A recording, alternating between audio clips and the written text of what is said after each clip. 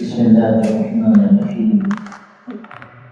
الحمد لله كفى وسلام على عباده الذين اصطفى، أما بعد. أعوذ بالله من الشيطان الرجيم. بسم الله الرحمن الرحيم. لقد كان لكم في رسول الله أسوة حسنة لمن كان يرجو الله واليوم الآخر وذكر الله كثيرا. صدق الله العظيم. برادر مکرم مولانا مفتی محمد طاہر سورتی صاحب زید مجدوم، دیگر حضرات علماء کرام اور تمام مسلیان کرام،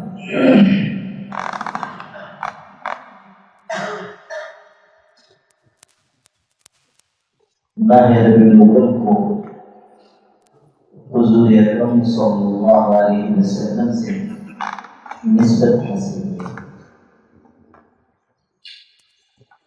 اور اس مبارک نسبت کا یہ تقاضا ہے کہ ہم اس ماہ مبارک میں حضور اکرم صلی اللہ علیہ وسلم کی سیرت طیبہ کی روشنی میں اپنا جائزہ لیا کریں کہ ہم حضور صلی اللہ علیہ وسلم کے طور طریقے پر اور آپ کے اسوہ حسنہ کے مطابق زندگی گزار رہے ہیں کہ نہیں۔ سیرت طیبہ کا ایک پہلو تو یہ ہے کہ حضور اکرم صلی اللہ علیہ وسلم کے فضائل بیان ہیں، آپ کی زندگی کے مبارک حالات بیان ہیں، آپ کے اوصاف جمیلہ بیان ہیں، آپ کے محامد اور محاسن بیان ہیں، اور کوئی شک نہیں کہ یہ وہ حصہ ہے کہ انسان کی عمر تمام ہو جائے مگر وہ محامد اور محاسن کی تکمیل نہ کر سکے۔ کہنے والے نے کہا تھا، میں کیا ہوں، میری مدح کیا ہے اے شہنشاہ، حساب و فرزق ہے یہاں عاجز و حیران، شرمندہ زمانے سے گئے وابل و صحبہ، قاصر ہے سخن فہم سخن سنج سخن کا، کیا مدح کف خاک سے ہو نور خدا کی، لکنت یہی کرتی ہے زبانیں فصحا۔ یہ وہ حصہ ہے کہ نہ لکھنے والے اس کو لکھ سکتے ہیں، نہ بولنے والے بول کر اس کا حق ادا کر سکتے ہیں، نہ واعظ اور خطیب حضور صلی اللہ علیہ وسلم کے محامد و محاسن کا استقصاء کر سکتے ہیں۔ آپ صلی اللہ علیہ وسلم کی ذات گرامی تو وہ ہے کہ کائنات میں سب سے زیادہ عظمت اور بلندی اگر کسی کو دی گئی تو آپ کی ذات کو دی گئی۔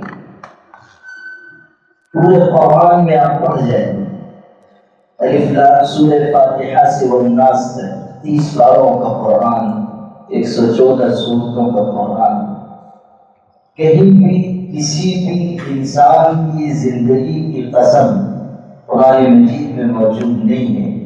اگر کسی کی قسم کھائی گئی ہے تو ہمارے آقا حضرت محمد صلی اللہ علیہ وسلم میں کہ ارشاد ہوا، لعمرک انہم لفی سکرتہم یعمہون، اے محبوب آپ کی زندگی کی قسم۔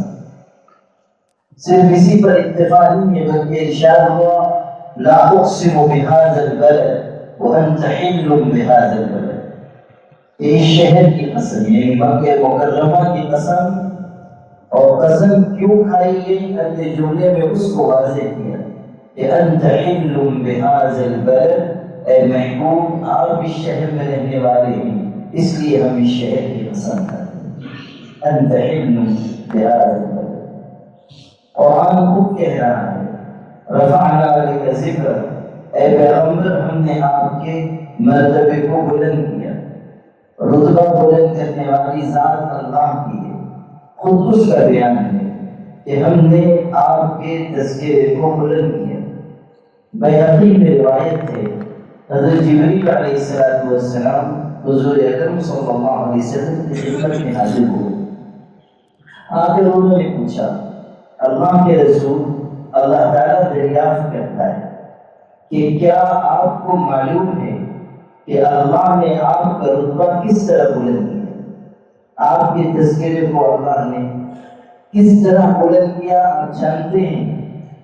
تو حضور صلی اللہ علیہ وسلم نے فرمایا اللہ زیادہ بہتر جانتا ہے۔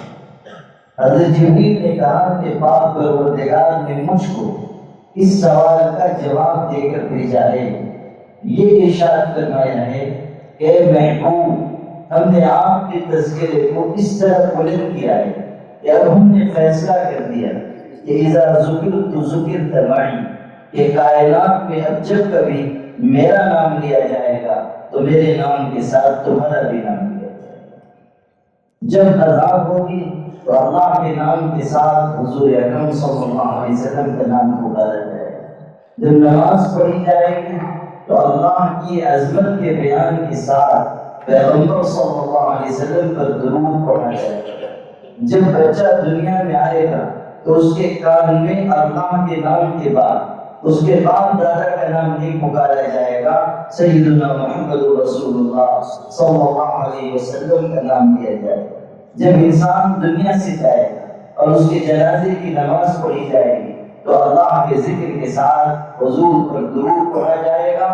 کائنات میں کوئی حصہ ایسا نہیں رکھا گیا کہ جہاں اللہ تعالیٰ کا ذکر آئے اور حضور پاک صلی اللہ علیہ وسلم کا تذکرہ ہو۔ یہ وہ بلندی جو کائنات میں کسی اور کو نہیں عطا ہوئی، یہ وہ عظمت ہے جو اللہ کے پاک رسول صلی اللہ علیہ وسلم کے علاوہ کسی کو نہیں ملی۔ آپ صلی اللہ علیہ وسلم کائنات میں تشریف لائے اور آپ کو تبلیغ کی مدت، خدمت کی مدت، دعوت کی مدت مختصر تھی، 23 سال کا عرصہ ادا کیا گیا۔ نوح علیہ السلام کے بارے میں آپ پڑھیں گے کہ ان کو 950 سال تک تبلیغ کے لیے معزوم کیا گیا، اجازت دی، مہلت عطا کی گئی۔ لبث فی قومه 1000 سنة الا 50 عاما۔ حضور صلی اللہ علیہ وسلم کی تبلیغ کی مدت بہت مختصر ہے، لیکن آپ نے اس 23 سال کے عرصے میں دنیا میں وہ انقلاب برپا کیا کہ دنیا کے کسی انسان کے لیے وہ انقلاب برپا کرنا ممکن نہ ہوا۔ نہ آپ سے پہلے کوئی وہ انقلاب برپا کر سکا، نہ آپ کے بعد کوئی انقلاب برپا کر سکا، اور نہ قیامت تک ایسا صالح اور عالمگیر انقلاب برپا کیا جا سکتا ہے جو حضور صلی اللہ علیہ وسلم نے کر کے دکھایا۔ آپ نے پیر کے ناخن سے لے کے پیشانی کے بال تک دنیا کے انسانوں کو بدل کر رکھ دیا۔ دنیا کے انسانوں کے افکار، ان کے ذہن، ان کے دل میں پائے جانے والے خیالات، ان کی امنگیں اور آرزوئیں، ان کے جذبات، سب کو آپ نے تبدیل کر کے رکھ دیا۔ یہ جو قرآن میں آیا ہے، مشرکین کا اعتراض کہ اس قرآن کے ذریعے پہاڑوں کو کیوں نہیں چلا دیا جا رہا ہے، اس قرآن کے ذریعے مردوں کو کیوں نہیں زندہ کر دیا جا رہا ہے، وَلَوْ أَنَّ قُرْآنًا سُيِّرَتْ بِهِ الْجِبَالُ۔ یہ جو الفاظ مشرکین کے اعتراض کے نقل کیے گئے، غور کیجیے کہ اللہ تعالیٰ کی طرف سے اس کا جواب کیا دیا جا رہا ہے۔ بتایا جا رہا ہے کہ تم یہ کہہ رہے ہو کہ محمد صلی اللہ علیہ وسلم پہاڑوں کو قرآن کے ذریعے کیوں نہیں چلا دیتے، پہاڑوں کو ان کی جگہ سے کیوں نہیں ہٹا دیتے، مردوں کو زندہ کیوں نہیں کر دیتے کہ ہمارے باپ دادا آ کر کہیں کہ یہ حق پر ہیں تو کن کو مان لو۔ قرآن جواب دے رہا ہے کہ لوگوں کیا تم نہیں دیکھتے ہو کہ پہاڑوں سے زیادہ مضبوط طبیعتوں کو قرآن کے ذریعے پیغمبر نے تبدیل کر دیا۔ وہ لوگ جو کفر کی وجہ سے بالکل مردہ ہو چکے تھے، بلکہ مردہ بھی ان سے زیادہ بہتر تھا کہ اس میں بھی کسی درجے میں شعور ہوتا ہے، ان کے اندر تو شعور بن چکا تھا، انسانیت بن چکی تھی، شرافت کا جنازہ نکل چکا تھا، ان کے اندر اخلاق نام کی کوئی چیز باقی نہیں رہ گئی تھی۔ انسانیت اس بری طرح مجروح ہو چکی تھی کہ ایک باپ اپنی سگی اولاد کو قبر میں ڈال کر اوپر سے مٹی ڈال دے رہا ہے، بچی پکار رہی ہے، بابا بابا کہہ کر وہ دعائیں دیتی ہے، اپنے باپ کو پکارتی ہے، کہ آپ مجھ کو کیوں دفنا رہے ہیں، آپ مجھ کو کیوں مار ڈال رہے ہیں، لیکن اس بچی کے آنسو، اس کی آہیں، اس کی فریاد، اس کی آواز، اس کی دردناک صدا باپ کے دل کو نرم نہیں کر پاتی تھی۔ اس طرح انسانیت کر چکی تھی۔ پیغمبر کا معجزہ دیکھو، پیغمبر کا برپا کیا ہوا انقلاب دیکھو کہ وہ لوگ جو مردوں سے زیادہ بدتر تھے، اللہ کے رسول نے ان کے اندر زندگی پیدا کی، ان کے اندر شہادت پیدا کی، ان کے اندر اخلاق پیدا کی، ان کے اندر کردار کی بلندی پیدا کی، ان کے اندر علم کی گہرائی پیدا کی، اور کائنات میں ایسا انقلاب آیا کہ وہ لوگ جو رہزن اور ڈاکو تھے، حضور کے فیضان صحبت سے اس مقام تک پہنچے کہ دنیا میں مبتلا اور پیشوا بنا دیے گئے۔ اقبال نے کہا رہزنا از حفظ او رہبر شدن، از کتاب صاحب دفتر شدن، کہ ڈاکو اور رہزن اسی کتاب اور پیغمبر کے فیضان صحبت سے کائنات کے رہبر بنے۔ وہ جو راہ راست پر نہ تھے، کفر اور شرک کی وادیوں میں بھٹک رہے تھے، اللہ تعالیٰ نے ان کے اندر کیسی صالح تبدیلی پیدا کی، اور اس تبدیلی کے لانے کا صحرا جن کے سر ہے وہ ہمارے آقا حضرت محمد صلی اللہ علیہ وسلم۔ آپ کے ذریعے یہ انقلاب کرتا ہو، لوگ کس طرح بدلے، لوگوں کی خواہشات بدلی، لوگوں کی امنگیں بدلی، لوگوں کے جذبات بدلے، فیضان صحبت سے کس طرح صحابہ کرام نے استفادہ کیا۔ صرف دل کے اوپر حضور کے قلب کا فیضان نہیں ہوا۔ ایک بات یاد آ گئی تو عرض کرتا چلوں، امیر شریف مولانا عطاءاللہ شاہ بخاری جو بر صغیر کے سب سے بڑے خطیب تھے، ایک مرتبہ انہوں نے تقریر کرتے ہوئے عجیب نقطے کی بات کی، فرمایا کہ یہ جو حدیث میں آتا ہے کہ حضور صلی اللہ علیہ وسلم کی مجلس میں جب کوئی نو والد آتا تھا، نیا شخص آتا تھا، اور حضور مجلس میں بیٹھتے تھے تو کسی امتیازی جگہ نہیں بیٹھتے تھے، آپ کی کوئی مسجد بھی لگائی جاتی تھی، آپ لوگوں میں گھل مل کر بیٹھتے تھے۔ آپ صلی اللہ علیہ وسلم کائنات کے سب سے عظیم انسان تھے اور سب سے بڑے متواضع انسان تھے۔ آپ صلی اللہ علیہ وسلم کی تواضع کا عالم تو یہ تھا کہ آپ نے سفر فرمایا، صحابہ آپس میں ذمہ داری تقسیم کر رہے ہیں کہ ہم کھانا بنائیں گے، میں بکری ذبح کروں گا، میں کھانا بناؤں گا، میں لوگوں کو کھلاؤں گا۔ حضور نے فرمایا کہ میں لکڑیاں جمع کر کے آگ جلانے کی خدمت انجام دوں گا۔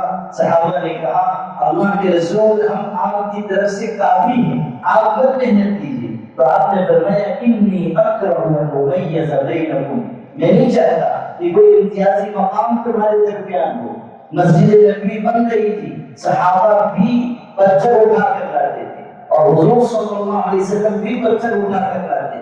صحابہ نے عرض کیا نکفر المعونۃ یا رسول اللہ، اللہ کے رسول آپ من سے مت کیجیے، مسجد ہم تعمیر کر دیں گے۔ تو حضور نے کتنا خوبصورت جواب دیا، ارشاد فرمایا جس طرح تم اللہ کے اجر کے محتاج ہو، اجر کے متمنی ہو، میں بھی اللہ تعالیٰ کے ثواب کا متمنی ہوں، میں بھی اپنے آپ کو خدا تعالیٰ کے اجر کا مستحق بنانا چاہتا ہوں۔ کیسی تواضع تھی، کیسی انکساری تھی۔ آپ معروف انسان، کوئی آتا تھا تو آپ کا روح اس پر طاری ہو جاتا تھا، مصرت بالروح مسیرۃ شہر، ایک مہینے کی مسافت پر آپ کا روح پڑتا تھا۔ ایک شخص آئے، بات کرنا چاہتے تھے، لیکن حضرت کے روح کی وجہ سے کانپنے لگے، جس پر لرزہ طاری ہو گیا۔ آپ نے نگاہ اٹھا کر دیکھا، سمجھ گئے کہ یہ پریشان ہو رہے ہیں، بول نہیں پا رہے ہیں۔ تو آپ نے ارشاد فرمایا مجھ سے نہ ڈرو۔ کیسے تواضع کے الفاظ ارشاد فرمائے، فرمایا مجھ سے نہ ڈرو، میں اس قریشی ماں کا بیٹا ہوں جو سوکھا گوشت پانی میں ڈبو کر کھاتی، میں اس قریشی ماں کا بیٹا ہوں جو سوکھا گوشت پانی میں ڈبو کر کھاتی تھی۔ آپ صلی اللہ علیہ وسلم بہت ہی متواضع انسان ہیں، بیٹھتے تھے لوگوں میں گھل مل کر۔ کوئی آدمی آتا تھا، روایت میں ہے اس کو پوچھنا پڑتا تھا کہ یہ محمد، تم میں سے محمد صلی اللہ علیہ وسلم کون ہے؟ اب یہاں ایک سوال ہے، وہ سوال یہ ہے کہ آپ صلی اللہ علیہ وسلم کائنات کے سب سے حسین و جمیل انسان ہیں۔ اگر آپ مجمع میں گھل مل کر بھی بیٹھتے ہیں تب بھی 25-30-50 لوگوں میں اگر کوئی بہت خوبصورت آدمی بیٹھا ہو تو آنے والا دیکھتے ہی محسوس کر لے گا کہ یہ پورے مجمع سے ممتاز ہے اور یہی ہوں گے جن سے مجھ کو ملاقات کرنی ہے۔ تو آنے والا شخص یہ سوال کیوں کرتا تھا کہ ایوب محمد؟ آنے والا تو دیکھ رہا ہے کہ یہ 50 لوگ بیٹھے ہیں لیکن ایک شخص ان میں سے چمکتے دمکتے چہرے والا ہے، حسن و جمال کی کہکشائیں ان کے چہرے پر ہیں، وہ پہچان لے گا کہ یہی سب سے ممتاز ہیں اور یہ سردار ہیں، باقی غلام ہیں۔ لیکن پوچھنا پڑتا تھا ایوب محمد، سوال پر دھیان دیجیے گا تب بات سمجھ میں آئے گی۔ پوچھنا پڑتا تھا۔ عطا اللہ شاہ بخاری رحمۃ اللہ علیہ کی قبر پر اللہ رحمت نازل کرے، کتنا خوبصورت جواب دیا۔ کہنے لگے اصل بات یہ تھی کہ حضور صلی اللہ علیہ وسلم میں اللہ نے ایسی غضب کی تاثیر رکھی تھی کہ صرف آپ کے قلب کا نور صحابہ پر نہیں پڑتا تھا بلکہ آپ کے چہرے کے انوار کا عکس بھی صحابہ پر پڑتا تھا۔ جب آنے والا آتا تھا تو سب کے چہرے اتنے منور ہوتے تھے کہ سب محمد ہی محمد نظر آتے تھے، اس لیے اس کو پوچھنا پڑتا تھا کہ ایوب محمد، تم میں سے اصل محمد کون ہے جن سے مجھ کو ملاقات ہے؟ یہ سمجھنے کی چیز کہ حضور صلی اللہ علیہ وسلم کتنے قوی و تاثیر ہیں، آپ نے کیسا عظیم انقلاب کائنات میں برپا کیا۔ ہوتا تو میں اس کی تفصیل عرض کرتا کہ کس طرح لوگوں کے جذبات بدلے، احساسات بدلے، لوگوں کی زندگی کا رخ بدلا، لیکن صرف اشارہ کر کے مجھ کو اگلی بات کہنی ہے۔ کائنات میں سب سے بڑے انسان حضرت محمد صلی اللہ علیہ وسلم ہیں اور سب سے زیادہ لائق اتباع اگر کسی کی زندگی ہے تو حضور صلی اللہ علیہ وسلم ہیں، اس لیے کہ آپ کا کوئی بول، آپ کا کوئی فعل، آپ کا کوئی عمل آپ کی اپنی چاہت کی بنیاد پر نہیں تھا، اللہ تعالیٰ کے اشارے کی بنیاد پر تھا۔ وَمَا يَنطِقُ عَنِ الْهَوَىٰ إِنْ هُوَ إِلَّا وَحْيٌ يُوحَىٰ۔ آپ اپنی طبیعت سے کچھ نہیں بولتے، اللہ کا اشارہ ہوتا ہے تب آپ بولتے ہیں۔ گفتگی ہو گفتگی اللہ ہوا، گرچہ اذکر قرب عبداللہ ہوا، آپ کا قول اللہ کے اشارے کی بنیاد پر، آپ کا عمل اللہ کے اشارے کی بنیاد پر۔ حضور صلی اللہ علیہ وسلم کے صحابی عبداللہ ابن عمرو ابن عاص حضرت کی باتوں کو لکھا کرتے تھے۔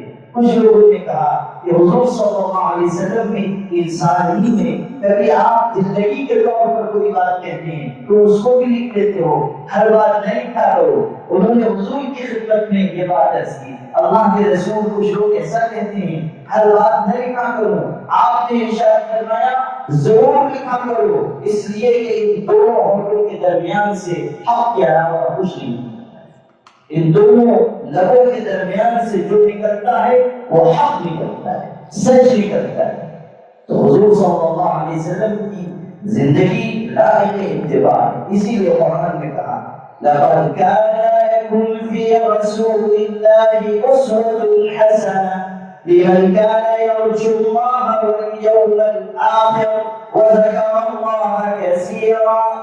لوگوں اس حقیقت کو اچھی طرح ذہن میں بٹھا لو کہ کائنات میں اگر کسی کی زندگی لائق اتباع ہے تو حضرت محمد صلی اللہ علیہ وسلم ہیں، انہی کی بات مانی جائے گی، انہی کے طریقے کو اپنایا جائے گا، انہی کی سیرت سے رہنمائی حاصل کی جائے گی، انہی کے نقوش قدم کو مشعل راہ بنایا جائے گا، انہی کی سیرت کو سرمۂ بصیرت بنایا جائے گا، انہی کے راستے کو اپنا کر کامیابی حاصل کی جا سکتی ہے۔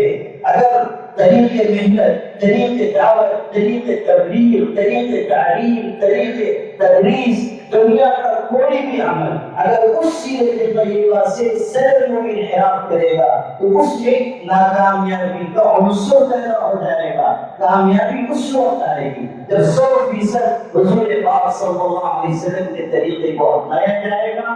میں نے یہ بات اس لیے عرض کرنا چاہیے کہ اس وقت اس ملک کے جو حالات ہیں اور اس وقت جن مصیبتوں سے ہم گزر رہے ہیں اور اس وقت اس ملک میں مسلمانوں پر جو مسائل و آلام آ چکے ہیں اور آ رہے ہیں اور جو خطرات محسوس ہو رہے ہیں اور جو سازشیں رچی جا رہی ہیں اور جو اندرون خانہ منصوبے بنائے جا رہے ہیں قد بدت البغضاء من افواههم وما تخفي صدورهم اکبر. کچھ چیزیں تو وہی تو ظاہر ہو رہی، کچھ چیزیں تو وہی تو بولی جا رہی، لکھی جا رہی ہیں، ہماری نگاہوں کے سامنے ہیں، اور زیادہ بڑا حصہ وہ ہے جو لوگوں کے دلوں میں چھپا ہوا ہے. اندرون خانہ سازشی کی جا رہی، ہم آپ ان سے غافل ہیں، لیکن زمانہ قیامت کی چال چل رہا ہے، اور اس ملک میں اسلام کو اور مسلمانوں کو ختم کرنے کے لیے انتھک محنت کی جا رہی ہے، پیسے خرچ کیے جا رہے ہیں، منصوبے بنائے جا رہے ہیں، بہترین دماغ استعمال کیے جا رہے ہیں، عالمی طاقتوں اور قوتوں سے مدد دی جا رہی ہے. یہ ساری چیزیں ہمارے پیش نظر رہنی چاہیے، اور اس کے بعد ہمارے ذہن میں یہ بات ہو کہ اگر ہم ان مشکل حالات میں کامیابی چاہتے ہیں، سرخروئی چاہتے ہیں، اپنے وجود کا تحفظ چاہتے ہیں، اپنے دین کی ترقی چاہتے ہیں، شریعت کا نفاذ چاہتے ہیں، اگر ہم اپنی مسجدوں کو آباد دیکھنا چاہتے ہیں، اگر ہم اپنے مسلمان بھائیوں کے سروں پر داڑھی ٹوپی کا نور دیکھنا چاہتے ہیں، اگر ہم اپنی بہنوں کی عصمت و عفت کی حفاظت چاہتے ہیں، تو ہمارے لیے لازم ہے کہ ہم حضور صلی اللہ علیہ وسلم کی سیرت طیبہ کی طرف رجوع کریں. مشکل حالات میں ان کا کیا نقل عمل تھا، اس کو ہم اپنائیں. صرف جلسوں سے، صرف نعروں سے، صرف مضمون لکھنے سے، صرف آپس کے مذاکرے سے، صرف فکر مندی کے اظہار سے، صرف سازشوں پر تبصرے کرنے سے، صرف حریفوں اور دشمنوں کے بلند مان دعووں کو بیان کر دینے سے ہم کبھی ان حالات کا مقابلہ نہیں کر سکتے. حالات کا مقابلہ ہوگا تو سیرت طیبہ کی روشنی میں ہوگا، حضور صلی اللہ علیہ وسلم کے اسوہ حسنہ سے مدد لے کر ہوگا. سنت نبوی کو زندگی میں لا کر ان حالات کا مقابلہ ہو سکتا ہے، ورنہ ہم ان حالات کا مقابلہ نہیں کر سکیں گے. پھر سن لیجیے، ہمارے لیے ان مشکل حالات میں صرف اور صرف ایک حل ہے، وہ یہ کہ ہم سیرت طیبہ کی طرف رجوع کریں. حضور صلی اللہ علیہ وسلم کا کیا طریقہ تھا، آپ سے مختصر میں چند اشارے عرض کروں گا. آپ صلی اللہ علیہ وسلم سخت ترین حالات سے دوچار ہوئے. جو حالات ہم پر ہیں اس سے کئی گنا زیادہ سخت حالات حضرت پر آئے. پورا عالم مخالف ہے، گھر کے لوگ مخالف ہیں، راستے میں کانٹے بچھائے جا رہے ہیں، نماز کی حالت میں غلاظت طاقت ڈالی جا رہی ہے، کوئی ایک شخص تسلی کے بول کھولنے والا موجود نہیں ہے. گھر کے لوگ پیچھے پیچھے چلتے ہیں، بازار میں پتھر مارتے ہیں، کہتے ہیں لا تسمعوا لهذا الرجل فإنه كذاب. اس شخص کی بات نہ سننا، یہ جھوٹا انسان ہے. دنیا کے سب سے زیادہ سچے انسان کو برسر بازار جھوٹا کہا جا رہا ہے. دنیا کے سب سے عقل مند انسان کو مجنون اور دیوانہ کہا جا رہا ہے، شاعر اور ساحر کہا جا رہا ہے، جادوگر اور کاہن کہا جا رہا ہے. اور حضور صلی اللہ علیہ وسلم ان مشکل حالات میں اپنے آپ کو اور ایمان والوں کو سنبھال کر آگے کی طرف بڑھ رہے ہیں. آپ صلی اللہ علیہ وسلم نے طریقہ کیا اختیار کیا؟ صبر کا طریقہ، توکل کا طریقہ، اللہ سے ماننے کا طریقہ، دعوت دین پر توجہ کو مرکوز کرنے کا طریقہ، بہترین افراد کو تیار کرنے کا طریقہ. ایک طرف دشمن کی آگ کر رہے ہیں، دوسری طرف آپ ایمان و یقین کی محنت میں لگے ہوئے. ایک طرف دشمن آپ کو ستا رہے ہیں، دوسری طرف حضور صلی اللہ علیہ وسلم خدا کی بارگاہ میں اپنی فریاد پیش کر رہے ہیں. آپ کو مکہ مکرمہ کے لوگوں سے مایوسی ہوگی، تب آپ طائف تشریف لے گئے کہ شاید وہاں بات سنی جائے گی، وہاں لوگ دعوت کو قبول کریں گے. وہاں بھی آپ کو ٹھکرایا گیا، وہاں بھی آپ کو تکلیف دی گئی. حضرت عائشہ رضی اللہ تعالیٰ عنہا نے پوچھا تھا اللہ کے رسول آپ کو سب سے زیادہ تکلیف دین کی دعوت کے سلسلے میں کب پہنچائی گئی؟ آپ نے فرمایا لقیت باللہ ما لقیت ولکن اشد ما لقیت یوم العقبہ. مجھے اللہ کے راستے میں جو تکلیف پہنچتی تھی وہ پہنچی. سب سے زیادہ تکلیف طائف والے دن پہنچی. آپ کو ٹھکرایا گیا، آپ کو برا بھلا کہا گیا، آپ کو ذلیل کرنے کی کوشش کی گئی، لوگوں کو پیچھے لگا دیا گیا کہ پتھر ماریں. ایک دو دن کی بات نہیں ہے، آپ سیرت میں پڑھیں تقریباً 15 دن آپ کوشش کرتے رہے اور آپ کی دعوت کو ٹھکرایا جاتا رہا. پھر آپ کے پیچھے لوگ لگا دیے گئے، پتھر مارے گئے، سر کا خون پیروں تک پہنچا، آپ پریشانی کے عالم میں انگور کے باغ میں گئے اور وہاں آپ نے خدا کی بارگاہ میں دعا کے لیے ہاتھ اٹھائے۔ ایک طرف محنت ہے اور دوسری طرف اللہ تعالیٰ کی ذات پر توکل اور اعتماد ہے، اللہ سے مانگنے اور لو لگانے کا مزاج ہے، اللہ سے کہہ رہے ہیں اور ایسی پردر دعا مانگتے ہیں کہ اللہم انی اشکو الیک ضعف قوتی وقلت حیلتی وأوانی علی الناس۔ اللہ میں اپنی بے بسی کی فریاد لے کر تیری بارگاہ میں حاضر ہوں، لوگ مجھ کو ستا رہے ہیں، لوگ مجھ کو مار رہے ہیں، میں تیری بارگاہ میں حاضر ہوا ہوں۔ اور پھر یہ جملہ سنیے کہ اللہ اگر تو راضی ہے اور ساری کائنات مجھ سے ناراض ہے تو مجھے کوئی پرواہ نہیں۔ یہ اس وجہ ضروری ہے کہ ہم دنیا کے انسانوں پر نگاہ نہ رکھیں، ہم پروردگار پر نگاہ رکھیں۔ آپ صلی اللہ علیہ وسلم بتا رہے ہیں کہ ساری دنیا تمہاری مخالف ہو جائے، تمہاری نگاہ مسبب الاسباب کرو، تمہاری نگاہ اللہ کی طرف جائے۔ حضور صلی اللہ علیہ وسلم غار ثور میں پناہ لیے ہوئے ہیں، مکہ چھوڑ کر آپ نکلے ہیں، اس حالت میں نکلے کہ آپ کی آنکھوں سے آنسو بہ رہے ہیں، آپ کے اونچے ٹیلے پر چڑھے تھے، مکہ چھوڑ کر جا رہے ہیں، 53 سال کی عمر گزری ہے، آپ کی یادیں وابستہ ہیں جب آپ ٹیلے پر چڑھے اور آپ نے پلٹ کر مکہ مکرمہ کو دیکھا۔ آپ حدیث کی کتابوں میں پڑھیے، حضور کی آنکھوں سے آنسو بہ پڑے، آپ نے فرمایا ما اصیبک من بلد وأحب إلي ولولا أن قومي أخرجوني منك ما سكنت غيرك۔ کہ مکہ مکرمہ تو کتنا پاکیزہ شہر ہے، تو کتنا محبوب شہر ہے، اگر میری قوم مجھے تجھ سے نہیں نکالتی تو میں تجھے چھوڑ کر دنیا میں کہیں آباد نہ ہوتا۔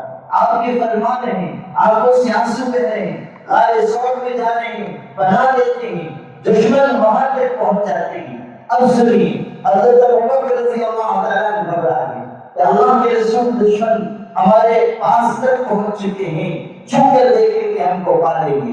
حضور صلی اللہ علیہ وسلم کا توکل دیکھیے، اعتماد دیکھیے، آپ کا یقین دیکھیے۔ ارشاد فرمایا لا تحزن ان اللہ معنا، گھبرانا مت، اللہ تعالیٰ ہمارے ساتھ ہے، خدا کی نصرت ہمارے ساتھ ہے۔ حدیث میں ہے ما ظنك باثنين اللہ ثالثهما، ان دو کے بارے میں تیرا کیا خیال ہے جن کا تیسرا اللہ ہے، ان دو کے بارے میں تیرا کیا خیال ہے جن کا تیسرا اللہ ہے۔ حضور صلی اللہ علیہ وسلم بتا رہے ہیں کہ حالات چاہے جتنے ناسازگار ہو جائیں، ہماری نگاہ اللہ کی ذات پر ہو، ہماری نگاہ اللہ تعالیٰ کی قوت پر ہو۔ ہم اس بات پر یقین رکھیں کہ وَلِلَّهِ الْعِزَّةُ وَلِرَسُولِهِ وَلِلْمُؤْمِنِينَ، عزت اللہ کی ہے، اس کے پیغمبر کی ہے اور مومنین کی ہے۔ ہم اس کو یقین رکھیں کہ أَنَّ الْقُوَّةَ لِلَّهِ جَمِيعًا، تمام طاقتوں کا سرچشمہ اللہ کی ذات ہے۔ حکومتوں سے کچھ نہیں ہوگا، طاقتوں سے کچھ نہیں ہوگا، فرقہ عناصر سے کچھ نہیں ہوگا، ساری جماعتیں ہمارے خلاف متحد ہو جائیں، اس وقت تک کچھ بھی نہیں ہو سکتا جب تک کہ اللہ کا اشارہ نہ ہو۔ اللہ کی طاقت سب سے بڑی طاقت ہے، اللہ کی قوت سب سے بڑی قوت ہے، تمام تر اختیار و اقتدار کا مالک اللہ ہے، عزت و ذلت کے پیمانے اس کے قبضے قدرت میں ہیں۔ قل اللہم مالک الملک تؤتی الملک من تشاء وتنزع الملک ممن تشاء، بادشاہوں کا بادشاہ تو اللہ ہے، عزت و ذلت دینے والا اللہ ہے، اقتدار دینے اور دینے والا اللہ ہے، دن کو رات کے اور رات کو دن میں داخل کرنے والا اللہ ہے، زندہ سے مردہ کو مردہ سے زندہ کو نکالنے والا اللہ ہے۔ قرآن کی طرف و شفاء الفاظ میں اللہ کی قدرت بیان کرتا ہے، صرف اس لیے کہ مسلمان مشکل سے مشکل حالات میں بھی مایوس نہ ہو، پریشان حال نہ بن جائیں، یہ نہ سمجھے کہ اب کہیں سے کوئی بھی فریاد ان کی سننے والا نہیں ہے۔ ہمیشہ یاد رکھیے جب زمین کے سارے دروازے بند ہو جاتے ہیں تب بھی آسمان کا دروازہ کھلا رہتا ہے۔ اسی کو ارشاد فرمایا وَمَن يَتَوَكَّلْ عَلَى اللَّهِ فَهُوَ حَسْبُهُ، جو اللہ کی ذات پر بھروسہ کرے گا اللہ اس کے لیے کافی ہو جائے گا۔ آج پورے ملک کے مسلمانوں کو سیرت طیبہ کے اس واقعے سے نصیحت حاصل کرنی چاہیے کہ سارا زمانہ آپ کا مخالف ہے اور دشمن دہانے تک پہنچ چکے ہیں، اور ان قریب ایسا محسوس ہوتا ہے کہ دشمن غالب آ جائے گا۔ اس وقت کامل یقین کے ساتھ پیغمبر کہتے ہیں لا تحزن ان اللہ معنا، غم نہ کرنا، اللہ کی مدد ہمارے ساتھ ہے۔ اگر ہم ایمان کے راستے پر ہوں گے، اچھے عمل کے راستے پر ہوں گے، اچھے اخلاق کے راستے پر ہوں گے، خدمت کے راستے پر ہوں گے، ہمدردی و ایثار کے راستے پر ہوں گے، اجتماعیت اور اتحاد کے راستے پر ہوں گے، اگر ملت اسلامیہ اپنی صفوں کو مضبوط کرے گی، اگر ہم ذات برادری کے معاملے سے اوپر اٹھیں گے، اگر ہم مسلک کی لڑائی سے اوپر اٹھیں گے، اگر ہم اپنے جوانوں کی اچھی تربیت کریں گے، اگر ہم ان کے اندر خشیت الہی اور تقویٰ کا جوہر پیدا کرنے میں کامیاب ہو جائیں گے، تو یہ جتنے مشکل حالات ہیں اللہ تعالیٰ ان حالات کو آسانی میں تبدیل کرے گا، ذلت کے نقشوں کو عزت کے نقشوں سے بدلے گا۔ یہی اللہ کا وعدہ ہے اور اس پر ہر مسلمان کو یقین ہونا چاہیے۔ ارشاد ہوا اِنَّا لَنَنصُرُ رُسُلَنَا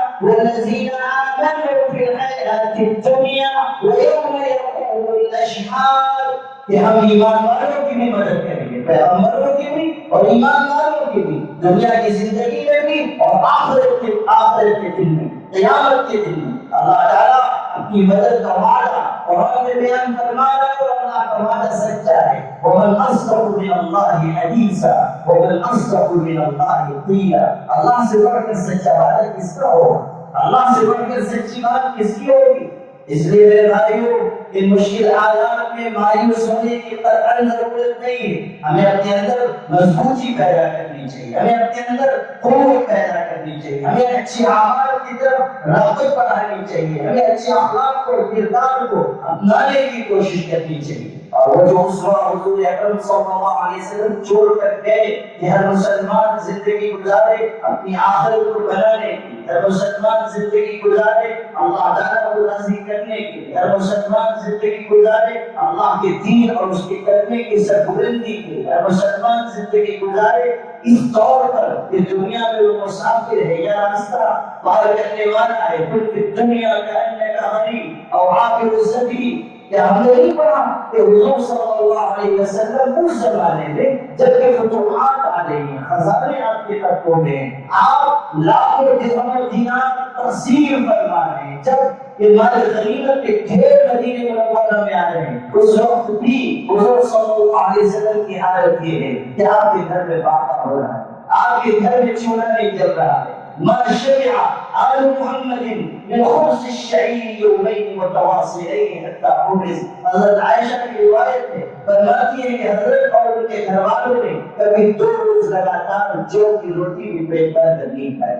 حضور کی وفات تک یہ عالم رہا۔ حضرت عائشہ رضی اللہ تعالیٰ عنہا کہ بھانجے عروہ ابن زبیر نقل کر رہے ہیں کہ میری خالہ سے میں نے پوچھا کہ آپ کے یہاں گزر بسر کیسے ہوتی تھی، گھر میں کیا حالات تھے، حضور کے زمانے میں گھر کا نظام کیسے چلتا رہا؟ تو حضرت عائشہ نے کہا کہ بیٹا کیا پوچھتے ہو، 2 4 یعنی 3 مہینے گزر جاتے تھے اور ہمارے گھر میں چولہا نہیں جلتا تھا۔ انہوں نے حیرت سے پوچھا اللہ خالہ جان، اللہ کے پاک رسول صلی اللہ علیہ وسلم اور آپ اور دوسرے گھر کے لوگ کیا کھا کے گزر بسر کرتے تھے؟ تو کہنے لگی الاسودان التمر والماء، 2 کالی چیزیں تھی، پانی اور کھجور، انہیں پر گزر بسر ہوتی تھی۔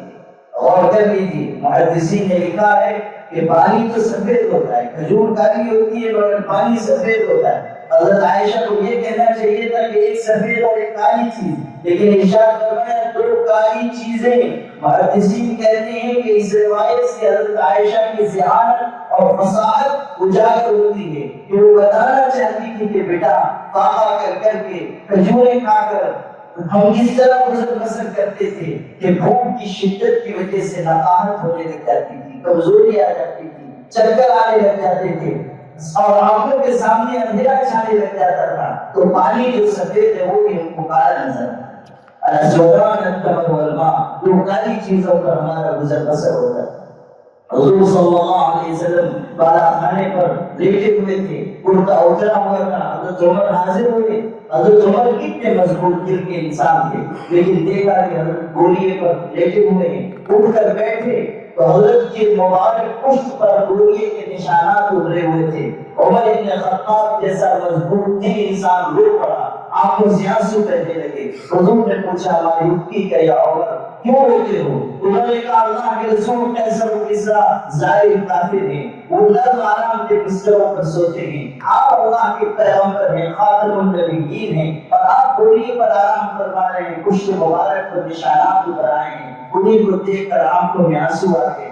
ہمارے آقا نے کتنی خوبصورت تربیت فرمائی، پوری امت کی تربیت کی. فرمایا ما ترضى ان تكون لهم الدنيا وان تكون لنا الاخره. امت کیا تجھ کو یہ بات خوش نہیں کرتی کہ ان کو دنیا مل جائے اور ہم کو آخرت مل جائے؟ وہ دنیا لے جائے ہم آخرت لے جائیں.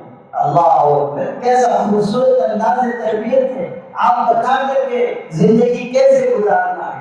اگر آج ہم مادیت کی راہ پر چل پڑیں، اگر آج ہم اسباب دنیا کے راستے پر چل پڑیں، اگر آج ہم بھی اپنی زندگی کا مقصد مال کمانا، دنیا بنا لیں، اگر آج مسلمان بھی اسی طرح زندگی گزاریں جیسے دوسری قومیں زندگی گزار رہی ہیں، اور اسی روڈ پر جائیں جس روڈ پر کسی قومیں جا چکی، جن کے بارے میں آقا نے فرمایا تھا انی لا اخشى عليكم الفقر ولكن اخشى ان تبسط عليكم الدنيا فتنافسوها كما تنافسوها فتهلككم كما اهلكتكم. مجھے تم پر فقر واقع کا اندیشہ نہیں ہے، میں تو یہ خیال کرتا ہوں کہ تم پر دنیا پھیلا دی جائے گی، پھر تم دنیا کے بارے میں اسی طرح ایک دوسرے سے سبقت لے جانے کی کوشش کرو گے جس طرح تم سے پہلے کے قوموں نے کیا.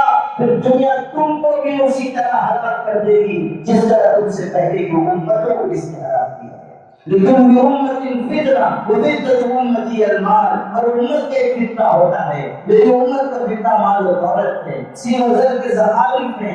آج آپ دیکھیے کہ اگر دنیا میں ہماری ذلت ہو رہی ہے تو اس لیے کہ آخرت پر سے نظر ہٹ گئی، اس لیے کہ ہم نے دنیا کو اپنا کی منزل مقصود بنایا. اور کہنا ہے بل تؤثرون الحیات الدنیا والآخرة خیر وابقى ان هذا لفی الصحف الاولى صحف ابراہیم وموسیٰ. او مسلمانوں، تم دنیا کی زندگی کو ترجیح دیتے ہو اور آخرت کو چھوڑتے ہو، حالانکہ آخرت باقی رہنے والی ہے، آخرت ہی بہتر ہے. اپنے آپ کو آخرت کا طلبگار بناؤ، اپنے دل کے اندر سے مادیت اور اسباب کی محبت نکالو، دنیا کی چیزوں کی محبت نکالو. جینا ہے اللہ کے لیے جیو، اپنی زندگی بنانا ہے تو اپنی آخرت کی فکر کرو. حضرت علی رضی اللہ تعالیٰ عنہ فرماتے تھے کہ دنیا کے بھی بیٹے ہیں، آخرت کے بھی بیٹے ہیں، اور مسلمانوں تم دنیا کے بیٹے نہ بننا، آخرت کے بیٹے بننا، تاکہ آخرت میں تم سرفراز اور ضرور ہو سکو. میرے بھائیوں، سیرت طیبہ سے ہمیں یہ سبق ملتا ہے کہ آج کے ان مشکل حالات میں ایک ایک شخص اپنا احتساب کرے، اپنا جائزہ لے، اپنی زندگی کا رخ صحیح کرے، اجتماعیت اور ملکی کاموں کی طرف رغبت پیدا کرے، اور ہم سب اس طرح سے سب بنائی ہوئی دیوار بنیں جس طرح حضور صلی اللہ علیہ وسلم نے اپنے دور میں ایک جماعت قائم کی تھی. تبھی ہم ان مشکل حالات میں کامیاب ہو سکیں گے. وآخر دعوانا الحمدللہ.